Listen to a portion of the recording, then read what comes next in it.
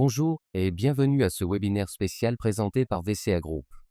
Chez VCA Group, nous accompagnons les étudiants dans leur admission aux universités à l'étranger et facilitons les voyages d'affaires et touristiques.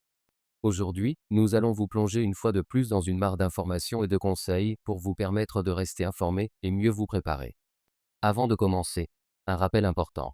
74% d'entre vous oublient de liker et de s'abonner.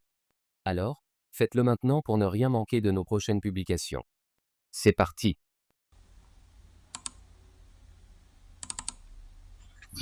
Bonjour à tout le monde, j'espère que vous allez bien. Donc, je pense qu'on va essayer de démarrer la présentation et les autres vont simplement essayer de nous rejoindre donc, en cours de présentation, étant donné que il y a le temps aussi qui passe. Donc, moi, je m'appelle Amidou Diawara, je suis agent en relation à VCA Group. Donc, VCA Group, c'est cette entreprise-là qui accompagne les étudiants dans les procédures de demande d'admission pour les étudiants qui sont au niveau de la sous-région, donc tous les pays de la sous-région, les étudiants qui sont également dans des pays, des continents différents qui souhaitent qu'on les accompagne pour les procédures d'études. Donc, chaque jeudi, normalement, pour les habitués, en tout cas, nous organisons des webinaires. Les webinaires, c'est ce type de réunions-là dans lesquelles nous intervenons sur des sujets bien déterminés par rapport aux études. Voilà, ou bien il peut y avoir des partenaires qui interviennent dans les webinaires. Comme ça permet aux étudiants d'avoir donc connaissance de nos partenaires avec lesquels nous travaillons. Et voilà, nous pouvons donc retrouver ces webinaires-là qui sont enregistrés sur YouTube. La semaine dernière, nous étions avec le collège à Valognes. Aujourd'hui, c'est spécialement moi le présentateur pour essayer de mettre un peu en avant un nouveau partenaire que nous avons du côté du Maroc. On va expliquer pourquoi le Maroc aujourd'hui. La semaine prochaine également, nous avons un autre webinaire avec un partenaire au Canada également qui va présenter une école qui est spécialisée dans le domaine d'éthique, donc des nouvelles technologies, l'informatique et autres. Maintenant, pourquoi le Maroc? Donc le Maroc, peut-être avant de présenter le document, le Maroc dans le sens où par rapport aux réalités, en tout cas, que les étudiants traversent, les réalités en rapport avec les moyens financiers, les réalités également en rapport avec les procédures de demande de visa, nous avons jugé utile d'avoir quand même au niveau de notre continent, il y a pas mal de pays, en tout cas en Afrique, qui proposent des formations de qualité. Mais voilà, ça n'échappe à personne que le Maroc fait partie de ces pays-là qui proposent aux étudiants des formations de haute qualité.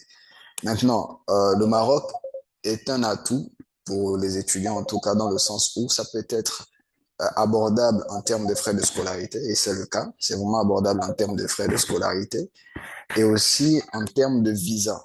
Parce que pour la plupart des étudiants, ce qui fait peur lorsqu'on fait une demande, par exemple, pour le Canada ou les États-Unis, c'est que, voilà, je fais les procédures, mais au final, je n'ai pas le visa. Donc, c'est un problème chez beaucoup d'étudiants. Maintenant, la question qu'on nous pose le plus souvent aussi, c'est que, est-ce que le visa, il est garanti? Donc, un visa, il ne peut pas être garanti dans la mesure où ce n'est pas VCA Group qui se charge de donner un visa. Le visa émane des ambassades. Par contre, ce que nous pouvons faire à notre niveau, nous, VCA Group, c'est accompagner les étudiants afin qu'ils puissent maximiser leurs chances de réussite au visa. Maintenant, il y a bien évidemment des étudiants qui ont déjà essayé mais qui n'ont pas réussi. Le Maroc alors se présente comme alternative parce que certains pays d'Afrique n'ont pas besoin de visa pour étudier au Maroc. Donc la liste, je ne l'ai pas en tête, mais je prends par exemple le cas des étudiants qui sont originaires du Gabon, qui sont originaires du Sénégal par exemple. Ils n'ont pas besoin d'un visa pour étudier au Maroc. Ça veut dire que eux, à leur niveau, il leur suffit juste d'avoir une admission du côté du Maroc et ensuite de voyager et d'étudier. Il y a d'autres pays également qui ont besoin de visa pour le Maroc, mais la demande de visa est moins stricte, en tout cas, que celle du Canada, parce que pour le Canada, ce qui bloque beaucoup d'étudiants, c'est ce qu'on appelle généralement la garantie financière. C'est-à-dire, on vous demande de présenter un garant, un document qui prouve que vous avez des parents capables de supporter vos études. Ça peut être problématique pour certains étudiants parce qu'à leur niveau, ils n'ont pas la possibilité d'avoir donc un garant qui dispose de tout ce montant-là au niveau de son compte bancaire. Donc, à ce niveau-là, la demande de visa du côté du Maroc est plus facile parce qu'on ne demande pas de garantie financière. C'est simplement voilà, des examens qui sont faits par rapport au dossier que vous transmettez sur, voilà, on vous demandera une lettre d'admission. Généralement, ça passe, ça ne bloque pas à ce niveau-là. Maintenant, Excusez-moi, je ne sais pas si vous apercevez le document. Donc, on a demandé pourquoi choisir le Maroc. Premièrement, c'est par rapport à la qualité de l'enseignement, on l'a évoqué, la qualité de très bonne, c'est de très bonne qualité. Les frais de scolarité également sont abordables. On verra à peu près donc à combien peuvent s'élever les frais de scolarité.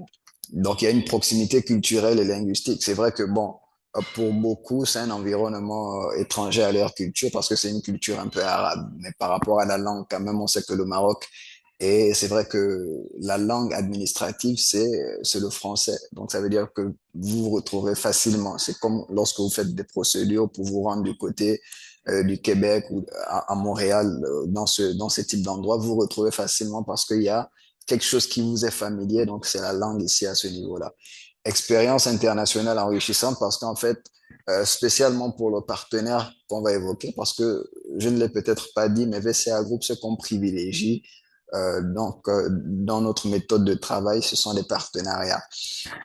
En fait, le partenariat avec les universités permet en fait aux étudiants d'avoir une assurance par rapport à quelque chose. Je prends le cas ici des admissions universitaires. Donc, il est très rassurant pour un étudiant de faire une procédure pour une école et savoir que l'école lui garantit l'admission. Donc, nous, avec CA Group, on a cette possibilité de garantir l'admission pour des formations qui sont enseignées par des écoles partenaires. Mais au niveau des écoles avec lesquelles on n'a pas un partenariat où l'étudiant veut forcément aller, on ne peut pas garantir une admission, mais on peut au moins garantir à l'étudiant de tout mettre en œuvre afin d'avoir une admission dans cette école-là. Si ce n'est pas le cas, il y a également possibilité de trouver des alternatives en cas de refus afin donc de lui proposer des écoles partenaires pour que voilà l'étudiant puisse au moins avoir quelque chose et faire la demande de visa avec son admission.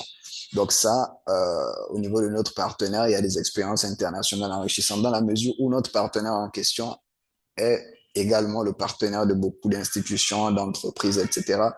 C'est vraiment un tremplin pour ceux-là qui ne peuvent pas directement aller au Canada ou aller aux États-Unis. Le Maroc, c'est vraiment un tremplin parce que ça vous permet, après un certain nombre d'années, de pouvoir changer facilement de pays, en tout cas, et de rejoindre, voilà, des pays d'Amérique ou des pays d'Europe.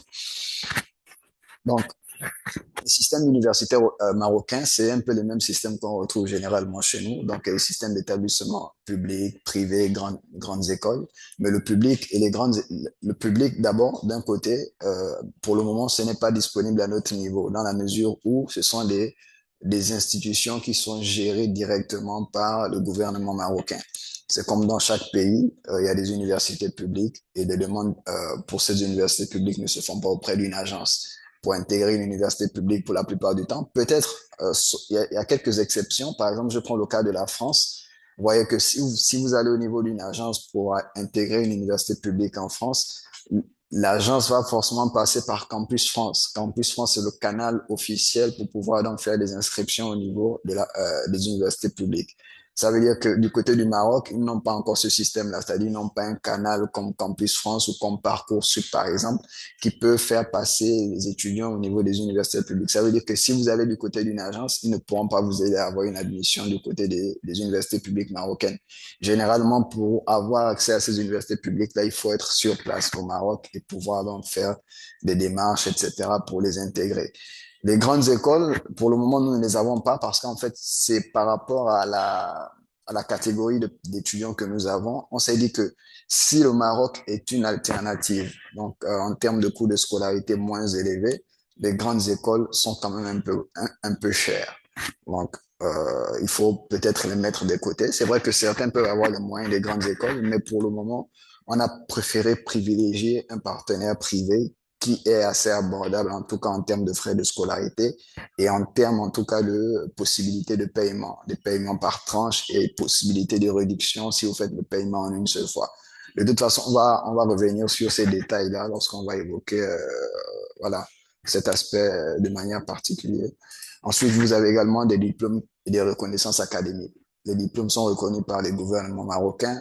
Les diplômes sont également reconnus par des institutions internationales. Donc ça, c'est indéniable à ce niveau-là aussi. Maintenant, au niveau du partenaire également, c'est peut-être important de le préciser, mais voilà, bien évidemment, on n'a pas à disposition toutes les formations. C'est-à-dire qu'on ne peut pas, on ne pourra malheureusement pas satisfaire ce que tout le monde veut faire. Donc, on a des formations qui sont dispensées par l'école et d'autres qui ne sont pas dispensées par elle. Donc, ça veut dire que des étudiants peuvent nous venir avec pour ambition d'étudier au Maroc, mais dans un domaine d'études que l'école ne dispense pas forcément, malheureusement. Donc, on ne pourra pas à ce niveau trouver d'alternatives parce que c'est le seul partenaire que nous avons pour le Maroc. On l'a intégré cette année. Donc, le Maroc est un partenaire officiel depuis cette année. Maintenant, en ce qui concerne les formations dispensées par le partenaire au Maroc, ce sont des formations en rapport avec le management, les domaines donc d'éthique, l'informatique, l'ingénierie en informatique. Vous avez également l'école de communication. Vous avez également l'école de gestion financière ou bien de comptabilité. Donc, en gros, ce sont des formations en rapport avec la comptabilité, l'informatique, le management, la communication, le journalisme, etc. Et l'école dispose de plusieurs campus. Dans les plus grandes villes du Maroc, vous avez un campus à Casablanca, vous avez un campus à Fès, vous avez un campus à Rabat, vous avez un campus également je pense que j'ai dit Casablanca, Marrakech, Rabat et Fès. Effectivement, ce sont les quatre villes, c'est les quatre plus grandes villes en tout cas du Maroc et l'école dispose d'un campus dans chacune de ces villes-là.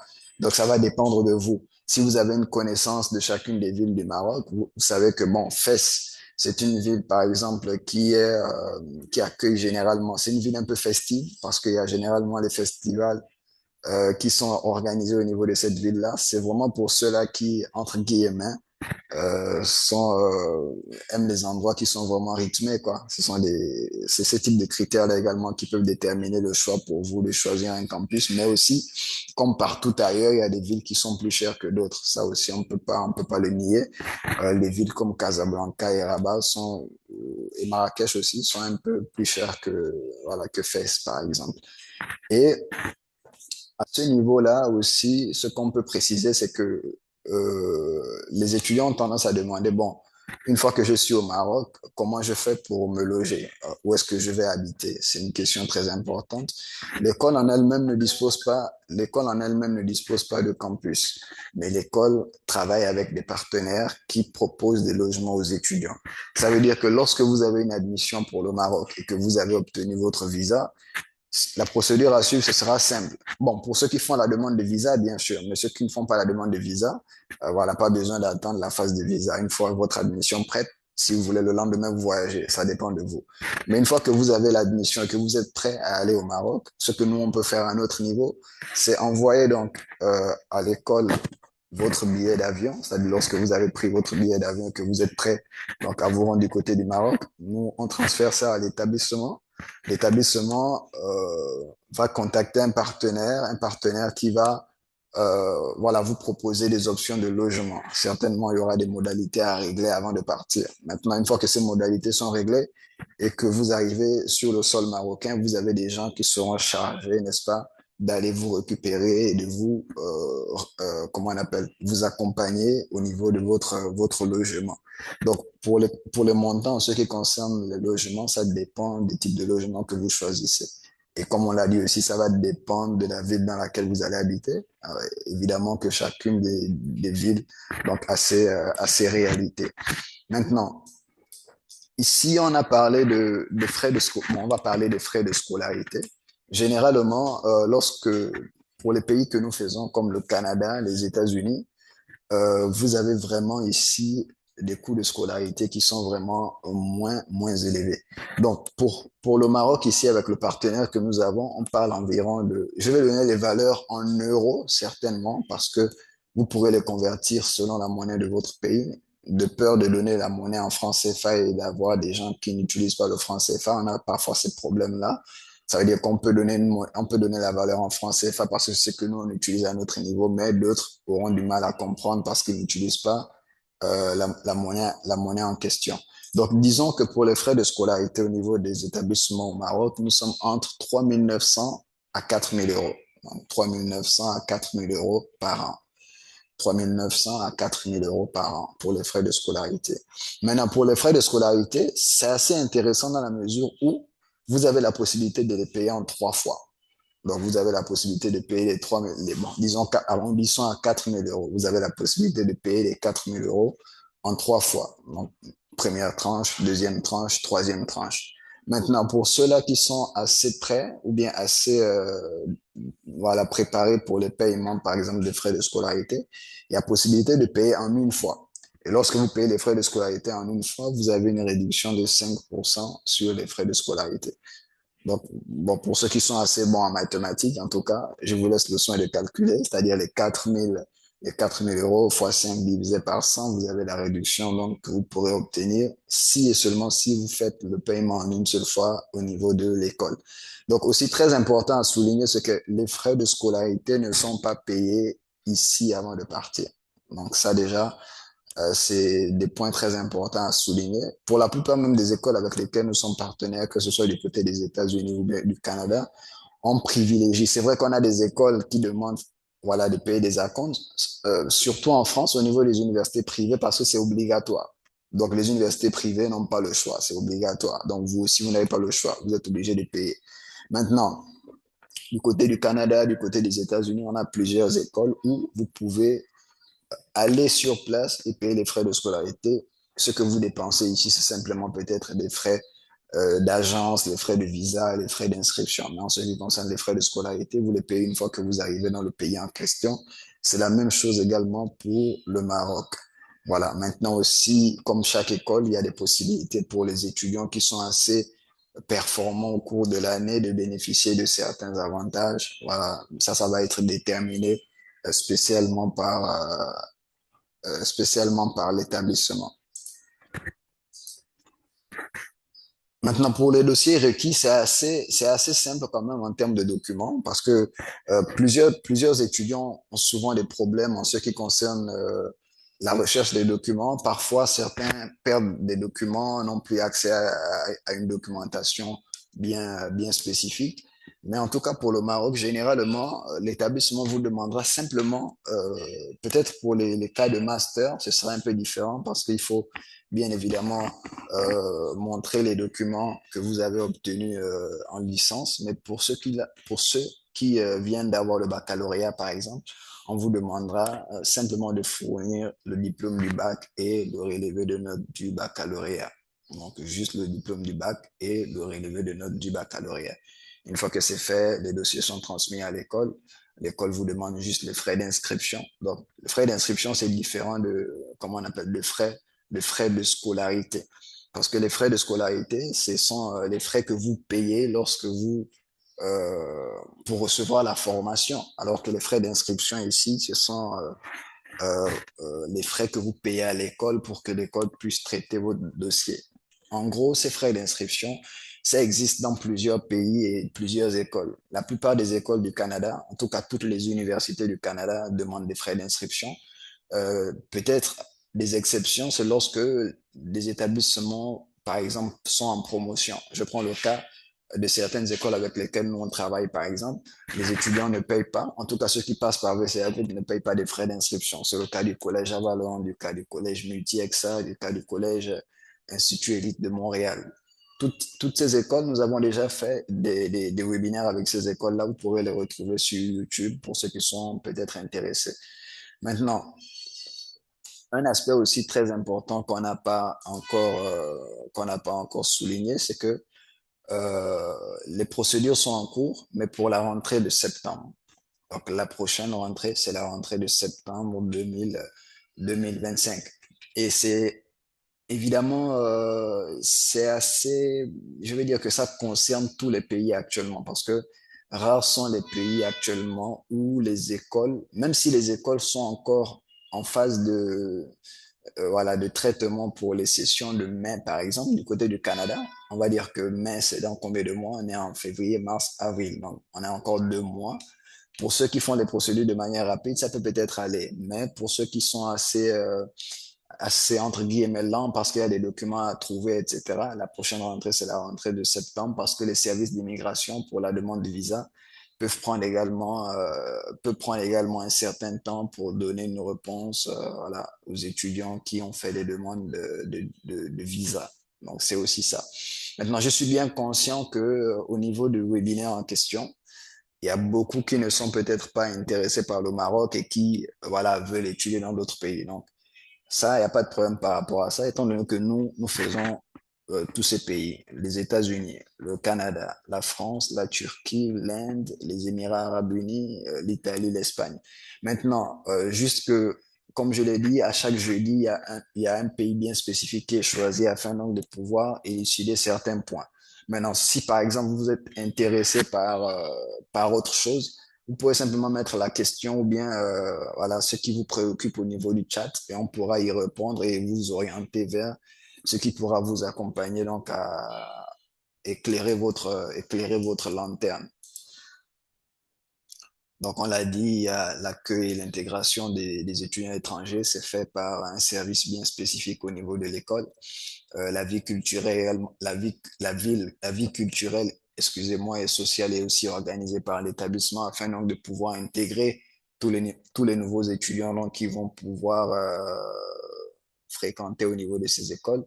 Vous avez des opportunités de stage et d'emploi aussi. Ça aussi, c'est quelque chose à laquelle l'école tient beaucoup, c'est-à-dire une insertion donc, de leurs étudiants dans le domaine professionnel pour que ces derniers puissent être préparés donc, au marché de l'emploi.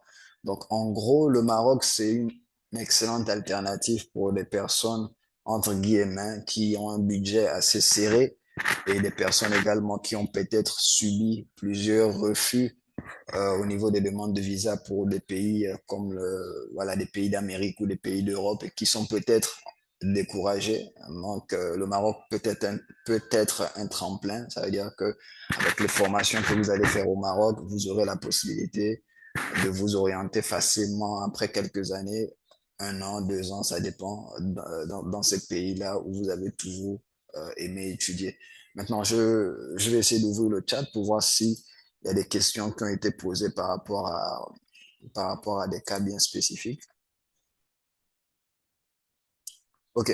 Pour les frais de scolarité en francs CFA. Donc, tout à l'heure, j'avais évoqué que les frais de scolarité, je les donnais en euros pour éviter de, voilà, comment on appelle, de peut-être perdre les étudiants qui n'utilisent pas l'euro, qui n'utilisent pas le franc CFA, mais je vais essayer peut-être de convertir et de vous donner ça en une fois, actuellement, un instant.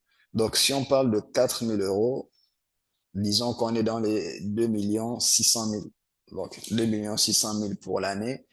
Et les 2 600 000 en question, vous pouvez les payer en 3 fois. Donc, vous faites 2 600 000 divisé par 3. Si vous êtes, entre guillemets, adepte des tranches, vous pouvez les payer en 3 fois. Mais si vous voulez aussi, vous pouvez les payer en une fois et obtenir une réduction de 5%. Donc, vous faites 2 600 000. Voilà, fois 5 divisé par 100, vous obtenez donc le montant de la réduction qui vous sera offerte par l'école. Maintenant, euh, voilà, c'est une très bonne question pour les formations en ligne. Euh, Malheureusement, pour l'école du Maroc, on n'a pas de possibilité de formation en ligne. Mais au niveau de VCA Group, on est en collaboration, en partenariat avec des institutions qui dispensent des formations en ligne. Donc, vous pourrez également retrouver donc le webinaire qu'on a eu avec cette école-là au niveau de notre YouTube pour avoir plus d'informations. Peut-être après la réunion, vous pourrez peut-être nous laisser un message sur WhatsApp, comme ça on se chargera de vous orienter et vous donner des informations par rapport à cette école en question. Donc, s'il y a d'autres questions qui sont en rapport avec, comment on appelle, avec d'autres pays également, on peut y répondre, étant donné que nous ne sommes pas plusieurs et on peut certainement établir une discussion beaucoup plus personnalisée. Donc, comment on appelle pour les frais d'inscription? Les frais d'inscription sont à 500 euros. Donc, 500 euros, c'est à peu près 330 000, disons. Donc, les frais d'inscription. Et en cas pour ceux-là qui font la demande de visa, en cas de refus de visa, bien évidemment, l'école voilà, vous renvoie une partie des frais d'inscription. Voilà, les 2 millions, oui, se payent une fois arrivé au Maroc. Vous ne les payez pas au Sénégal, vous ne les payez pas au Mali, vous ne les payez pas au Burkina. C'est lorsque vous arrivez dans le pays d'études en question, le Maroc, vous vous reposez après votre voyage, vous vous rendez au niveau de l'école pour voilà, pour vous enregistrer. C'est à partir de là que les frais de scolarité commencent à être payés. Donc, pas avant de partir. Voilà. Donc, le Maroc, c'est une destination quand même, ouais, concernant les logements, comme je l'ai dit, l'école n'a pas de logement en elle-même, mais elle travaille avec des partenaires qui offrent des options de logement aux étudiants. Donc, les étudiants ont la possibilité d'être orientés dans des logements à travers l'école. Donc, l'école travaille avec des institutions qui proposent des logements aux étudiants. Maintenant, c'est à vous de décider par rapport à votre budget et par rapport aussi au type de logement que vous voulez, de pouvoir donc vous engager. Évidemment, il y aura certainement des contrats à signer, voilà, peut-être un acompte à payer pour le logement, ça c'est normal, les cautions et autres. Donc, une fois que c'est fait et que vous êtes prêt à voyager, l'école se chargera, n'est-ce pas, de vous récupérer au niveau de l'aéroport et de vous accompagner.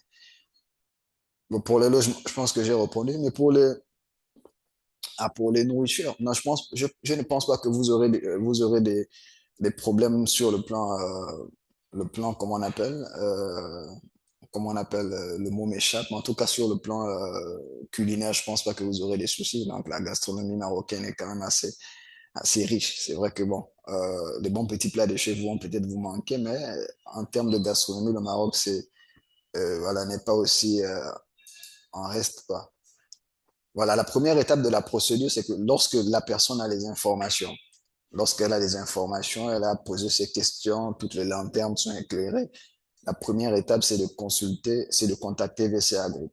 Donc, pour contacter VCA Group, c'est assez simple. Vous pouvez nous contacter directement à travers le numéro qui vous envoie le lien de la réunion, ou bien simplement aller sur notre site internet, vous tapez www.vcagroup.com et en parcourant le site, vous allez voir un endroit où c'est écrit équipe VCA Group, c'est-à-dire vous allez voir tout le personnel de VCA Group avec les photos de tout le monde.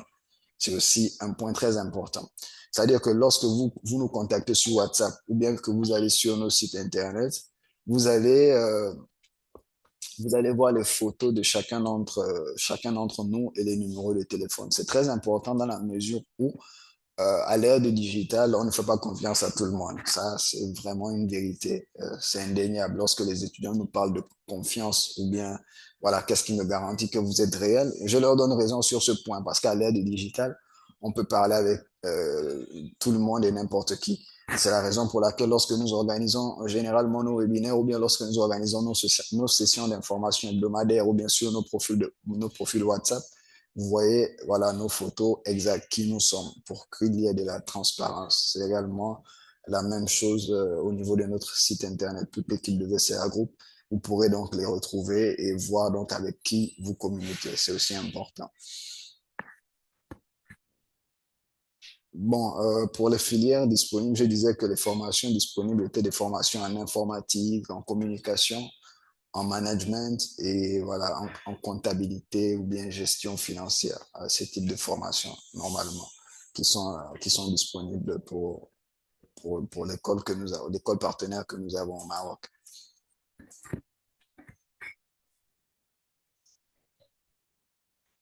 Donc, en gros, c'était ça en tout cas par rapport à la réunion. Essayer de donner en tout cas le maximum d'informations par rapport à ce que nous proposons du côté du Maroc. Maintenant, comme je l'ai dit, s'il y a d'autres qui sont intéressés par une autre destination, vous pourrez simplement nous joindre, autant pour moi, sur nos différentes plateformes et on se fera un plaisir, n'est-ce pas, de répondre à vos questions et d'éclairer vos lanternes.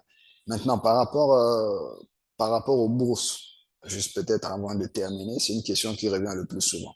Donc, est-ce qu'il y a des bourses? Donc, pour être transparent et honnête avec les étudiants, ce qu'on dit, c'est qu'on ne peut pas, on ne peut en aucun cas, en tout cas à notre niveau, vous donner une bourse totale, c'est-à-dire une bourse 100% financée. Ça, je vous dis la vérité, la plupart des bourses totalement financées sont des bourses qui viennent parfois du gouvernement. C'est-à-dire lorsque votre gouvernement reçoit, euh, comment on appelle, un lot de bourses, par exemple, je prends un exemple du gouvernement canadien, par exemple, qui fait part à l'État du Sénégal, l'État du Mali, etc., que bon, nous avons 100 bourses qui sont disponibles dans tel domaine. Maintenant, vous, tel pays, chargez-vous de chercher parmi tous les étudiants 100 personnes qui pourront être éligibles au programme. Là, ce sont généralement des bourses qui sont 100% financées. Ça, il n'y a pas de problème. On dit à ce moment-là que vous êtes un boursier de l'État. C'est l'État qui prend en charge donc tout ce qui concerne donc votre logement, restauration, etc. et frais de scolarité. Mais à notre époque, contacter des agences et comprendre qu'il y a des bourses totales, il faut vraiment vous méfier parce que je ne pense pas et je ne suis pas sûr que ça existe encore de nos jours. Ce que vous pouvez avoir, ce qu'on appelle des bourses partielles. C'est quoi des bourses partielles? C'est-à-dire que l'école se charge de vous, c'est-à-dire les frais de scolarité sont un certain montant, mais l'école vous dit que au lieu de payer ce montant-là, vous payez tel montant. Il y a une réduction assez considérable sur les frais de scolarité. C'est ça qu'on appelle des bourses partielles. Ça, nous en avons. Pas du côté du Maroc, pas du côté des États-Unis pour le moment. Ça ne bénéficie qu'à ceux-là qui ont pour objectif d'étudier au Canada. Et ça ne concerne malheureusement pas toutes les formations aussi. Il y a des formations bien spécifiques, des formations en mécanique automobile, des formations en génie civil, des formations en assistance en personnes, en état, des personnes en, comment on appelle, personnes âgées, etc., des formations en logistique et transport, des formations en informatique, des formations en marketing, etc. Donc, pour ce type de formation en commerce international ou bien en gestion financière, on a des bourses qui sont partielles. Mais pour le Maroc, pour le moment, nous n'avons pas de bourses, à part la remise de 5% qui est offerte par l'école lorsque l'étudiant s'acquitte de la totalité des frais de scolarité. Pour l'instant, il y a des questions, je pense, il y a quelques questions.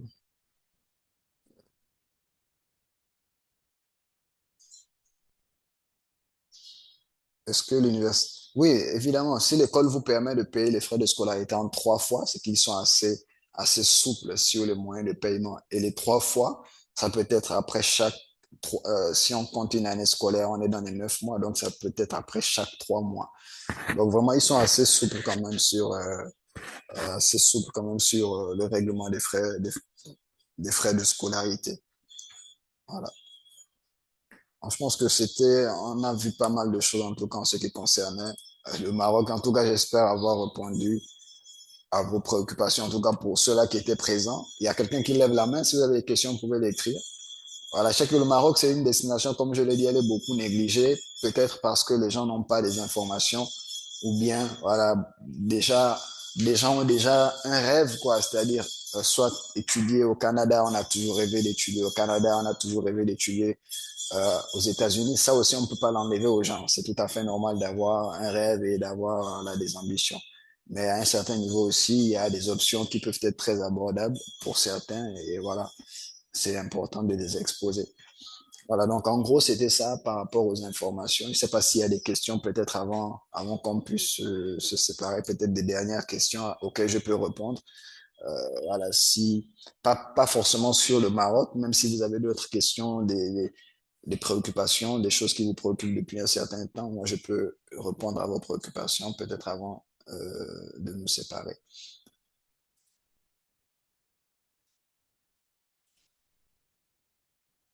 Ok,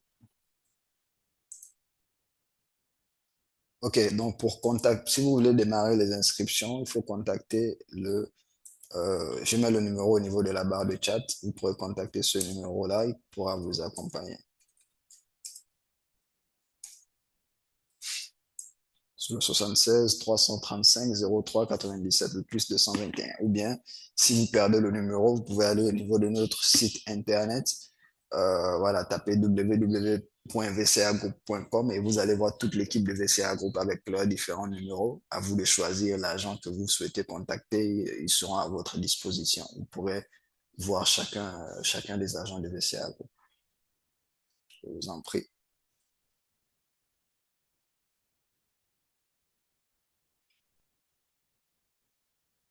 OK, pour les candidats en master, Euh, bon, déjà après, il va falloir qu'on discute pour déterminer le master que vous faites, si ce master est disponible. Mais en tout cas, généralement, si vous faites un master, on vous demandera de fournir les documents de licence, licence 1, licence 2, licence 3, attestation qui montre que vous avez réussi en licence, sans oublier bien sûr le baccalauréat et le relevé de notes du baccalauréat. Ce sont les documents qu'on vous demandera généralement.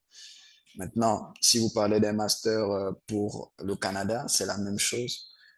Par contre, là où on peut quand même essayer de donner pas mal d'informations, c'est que si c'est un master du côté du Canada, il faut aussi comprendre que les réalités du côté du Canada, au niveau master, c'est assez, en tout cas, c'est assez cher pour les formations en master. Donc, généralement, nous, ce qu'on fait, c'est quoi? Je suppose que vous avez déjà entendu parler de ce qu'on appelle des cégep, c'est-à-dire des collèges. Donc, nous, à notre niveau, on a des possibilités de pouvoir aider les étudiants à intégrer des cégep. En fait, vous savez, au Canada, en réalité, beaucoup de ceux qui travaillent au Canada, beaucoup de ceux qui sont assez stables financièrement, qui ont un statut social assez, comment on appelle, bon, qui sont à l'aise, entre guillemets, au Canada, beaucoup n'ont pas fait l'université. Au Canada, en fait, il n'y a pas vraiment la nécessité de faire l'université. L'université, c'est spécifique généralement à certaines formations, c'est-à-dire des formations qu'on appelle des formations libérales. Bon, je sais qu'on était du côté du Maroc, mais j'essaie un peu d'éclairer votre lanterne par rapport à quelque chose. Il y a des formations qu'on appelle des formations libérales. Donc, les formations pour ceux qui veulent devenir avocats, pour ceux qui font de la médecine, pour ceux qui font en tout cas de la diplomatie, la médecine, ou encore ça m'échappe, mais je pense que ça va me revenir. En tout cas, des formations, des professions libérales. Généralement, vous êtes obligé d'aller à l'université parce qu'il vous faut un parcours licence, un parcours master et ensuite un parcours certainement doctoral et ensuite peut-être faire des concours qui vous donnera accès donc à ces formations-là qui sont où les fonctionnaires donc sont à la charge de l'État.